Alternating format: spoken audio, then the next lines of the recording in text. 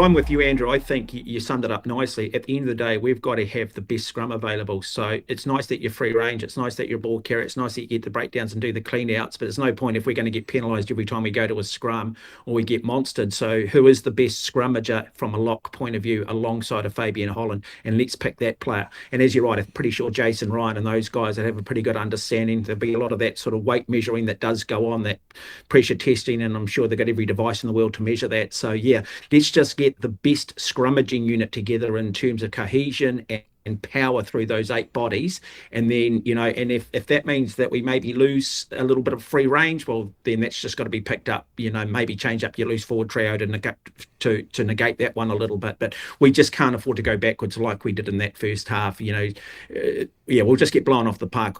I mean, the thing that impressed me the most on the weekend, and I wasn't a big fan of Tana Umaga coming in necessarily as the defence coach, because you looked at what he'd done with Moana Pacifica, you looked at what he'd done with the Blues, and I said this: if you took his CV and put my name on it, I wouldn't get the job. You put his name on it and he gets the job because he's Tana Umaga, the great All Black, and all the rest of it.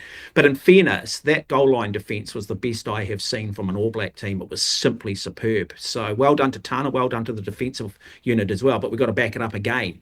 But that really surprised me because, Ireland we played Ireland, they got down in our 22 and scored pretty easily, As and did we France. got down in we got down in the Irish 22 and we scored, but it took Ireland's goal line defence was a lot better than ours. So I'm really pleased that they've addressed that area. But the Springboks couldn't build phases, could they? And was that their own errors, or Well, was it us forcing the light? We didn't have to really push them back wave after wave after wave. Did anyone have more than 7 phases in that whole game? And was that due to us a little bit? They dropped a third of their ball. They were clunky as. And they had all the territory in possession and obviously the power of the scrum for like 55, 60 minutes. But then I've never seen Peter Steph Toy get pushed back like he did Twice. in the gang tackle. Yeah, like Holland got him good, and then Almora and Bauer together got him good. I don't think that'll happen again. What are South Africa favourites for this game? Yeah, I think so. I wouldn't be surprised if they win this one. Please, I'm just hoping and I am praying that we win this test, man, because I've said this before. To me, this is not a 4-test series. This is a 3-test series. It's winning in South Africa. The fourth one, great, in Baltimore. But I'm sorry, I want to win. I know that if we were to win this and they win the next 2, they'll say it's a 2-all series. I say we won the series in South Africa, and that's what I want. Equally, if we were to lose 2-1 and win in Baltimore, to me, it's a bit of a failed campaign. I do think they will bounce back. We're going to need to be better. But I think there's still improvement left in this All Black team as well.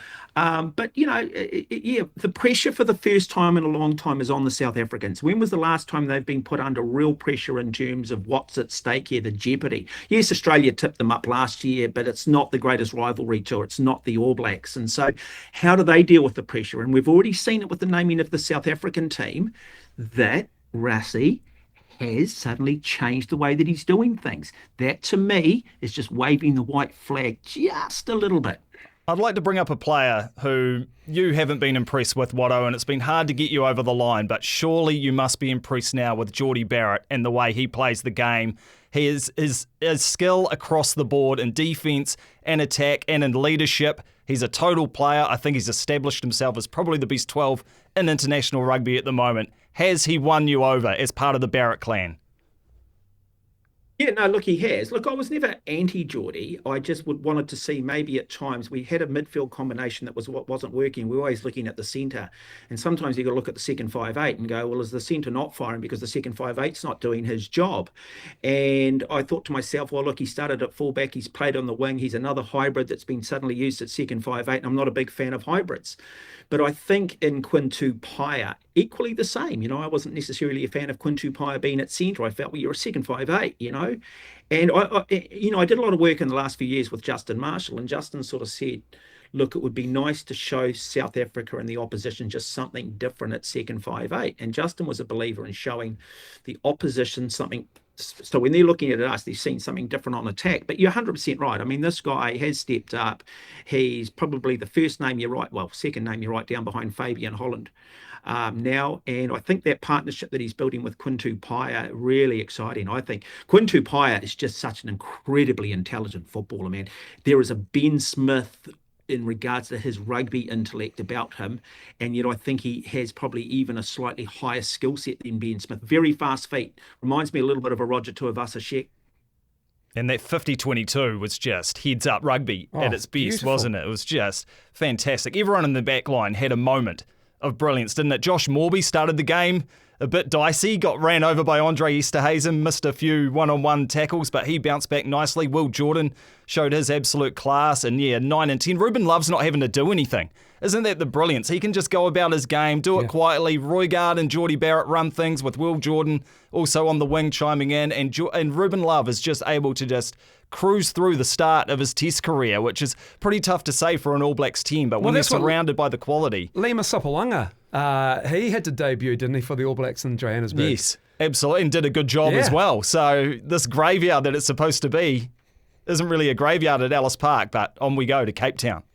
Tell you what, it's what? it's a short turnaround, isn't it? You know, boy, it's a short turnaround. I don't, the mental side of it, the preparation side of it from a player's point of view, both teams, it's economies of scale, but God, it's exhausting as a fan, isn't it? Yeah. All these early get-ups. I know we've got 3 more 3 a.m.s, do we? Or Baltimore might be a bit later, but... Yeah, Baltimore's in the early morning, not early morning, yeah. But just the anxiety. Look, We've got the sweats in the chest, and we got the Lions in the morning. That's an interesting side too. That All Black team. Great to see. Now I've been given an opportunity at second five. That backline Isn't that is backline sensational. so destructive? Yeah. Like, it has the potential to just be arguably the most destructive backline the All Blacks have ever unleashed. Narawa and Fihi Whinianganofo on the wings is exciting. The Tavatava Nawai Rikio Ioane partnership there. And then, of course, you got Hotham and Richie Mo, the king, returns. Like, that's and for a second string backline, missing our best 10 backs, supposedly, to name a backline like that. Is this going to be our toughest midweek match, this final one, the Lions one? Well, I'll get... Well, Andrew, you give us your thoughts on that first, and then I'll jump in. Yeah, I believe, I don't mean who watches a lot of URC, so apologies to our not me. commenters. But I imagine the Lions will be tough. I imagine that there's still spots up for grabs in Test 2 or 3 perhaps. It depends if they're starting or not, because, man, that's hard to do what they're going to do on Wednesday morning New Zealand time. But I believe that this is going to be fun. This is like the other ones weren't particularly fun, but this one is going to be fun. I'm really looking forward. Like, Rikio Ioane's got a point to prove. He deserves perhaps to have a bench spot. As far as the Lions go, how much do they really want to mess us up? And I know that I was on here a couple of weeks ago, Watto, and I brought up the point with Devlin because they just appointed the referees and the ARs and the TMOs for the series. And I said, I actually looked at the referees and who was doing what of the test matches, and I thought I could guarantee what the test matches will go as a result, given who refed. And Carly was great. We got the rub of the green. We got from an English referee. Yeah, that's amazing. But all that talk and all that pressure about referees and TMOs and all that stuff that was going on the record.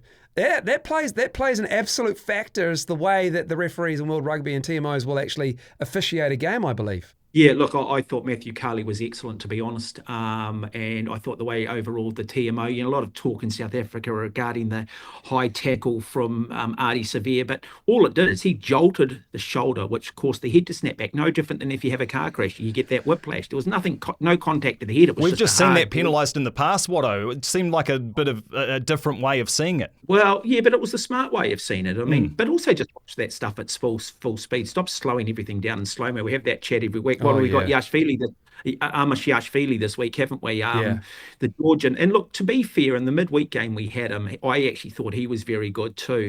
Just want the game to flow, don't we? We just don't want to be having talk back the day after and stuff where we're just constantly talking about the referees, which we've done too often in international rugby, but in more recent times, not a lot when it comes to Super Rugby. Hey, look, just the thing I'm excited about tomorrow, I want to see Samisi Ta'ialoa at 8, but I'm really excited to see the Saula Ma'uk that's come from Otago, I think out of Auckland Grammar originally, who's on the bench. What is he, 140 kilograms? We, traditionally tend to go with a bit more athleticism, more of a gym type build. I'm dying to have a look at some of these guys and just having a look at saying, hey, we've got some real physicality here. So really exciting, because I guess we're looking at the unknown to a degree, aren't we? I think the only thing missing from that All Black team for me, somewhere on the bench, Ricky Riccatelli. I love Ricky. I know. do. You do. I love Ricky. I don't know. Great man. Yeah, great necky man. Now, I Put him up there with Dwayne Monkley as the greatest player ever to play for the All Blacks. Mate. Yeah, well, there's always that chat, isn't there? We could go down a rabbit hole. Yeah. Now, tell me just quickly, Richie Mo. He's starting at 10. He's back. He's back in black. It took a while. It took some board members to agree to it, which is always fun to talk about. But Richie Mo is back, and how much of an influence will he have, not on maybe in the second test, but maybe in the third and the one in Baltimore after that? I'll go with you, Watto. Are you excited to see Richie Mo back after a 3-year... Of course he's excited. A 3-year stint in Japan where he made bank? Yeah, look, I am, because I think that Damien McKenzie's a better fullback than a first five at All Black level. I think he's a good guy to bring on with 20 minutes to go if you need to. I think we want a pure 10 to come in as backup. I'm not moving Ruben Love. I think Ruben Love deserves his place. I think that would just upend the entire work they've done in terms of the culture of this team if Richie was to come in. Unless he had an absolute clanger, you'd still pick him the following week. And if he had 2 clangers in a row, then you might make the change. But I do think we'll see him involved, but I wouldn't be surprised if at some point we see him coming off the bench. But, as long as Damien's playing at fullback, it just means that they can set that bench up very differently because they don't need to bring in an extra first 5'8" because they do have cover. How they use them will be fascinating, but it was only a year ago. And, as much as I love Ricky, I mean, John's absolutely infatuated with bloody Mo'unga, mate. That's true. Your daughter's going to be called Mo'unga, Richie, isn't she? Yeah, it's her middle name. Yeah. And so, but now, again, I'll keep coming back to it. But now we've got discussions. We're having discussions around who should start at 10. And again, that's the credit that you've got to go put on this current group of coaches in terms of that competition for places. And it's an old saying, stay number 1, train as if you're number 2. You're still aspiring. And Anton Segner showed that if you play well enough, you will make it into the Test match 23. I think under Razor, it was like, oh, the pressure's on. What do I do? And he's done what Rassie's done this week. And you go to your old hands who you trust and who have played all the Test matches. Whereas this coaching staff have always said, we'll pick on form right at the start, didn't they? A Super Rugby. And then you see a guy like Anton Segner come through the ranks, make the Test team. And if you're another player in New Zealand, you're like, I might stick around now. Because if I have one good season and play the house down, I can play Test rugby for New Zealand. That's a wrap on today's episode, but the entertainment doesn't have to stop. Stream the shows and movies everyone's talking about, from HBO hit series and Warner Brother blockbusters to Harry Potter, the DC Universe, Discovery and more. It's all streaming now on HBO Max, where it's all killer, no filler.